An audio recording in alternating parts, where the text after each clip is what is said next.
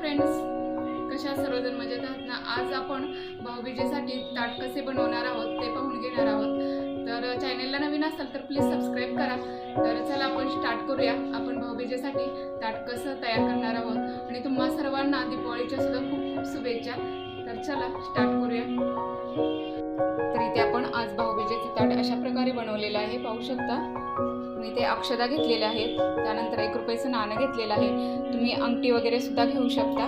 त्यानंतर फुलं घेतलेले आहेत औक्षण करायला, त्यानंतर फुलं घेतलेले आहेत, तुपाचा दिवा लावलेला आहे, त्यानंतर हळदी कुंकू घेतलेला आहे आणि महत्त्वाचं म्हणजे इथे आपण नारळ आणि त्याला करदुडा हे आपण भावाला एक भाऊबीजेचं ओवाळणी म्हणून हे द्यायचं असतं।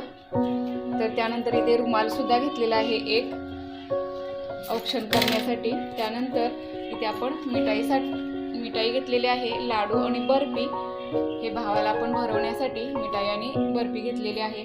तर अशा प्रकारे आपण ताट बनवलेलं आहे आणि इथे तुम्ही कणकीचे मुटके सुद्धा तुम्ही घेऊ शकता करून तयार, ते सुद्धा ओवाळणीसाठी लागतात।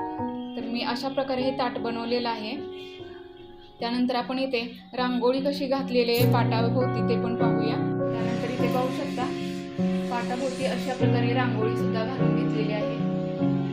तर अशा प्रकारे आपण औक्षण करायचं आहे। तर अशा प्रकारे आपले भाऊबीजेचे ताट थाळी आपली तयार ठेवलेली आहे औक्षण करण्यासाठी।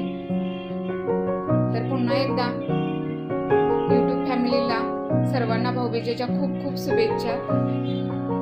तर तुम्हाला हा माझा व्हिडिओ कसा वाटला, जर आवडला असेल तर नक्कीच लाईक करा, शेअर करा, कमेंट्स करा आणि जर चॅनलला नवीन असाल तर प्लीज सबस्क्राईब करा।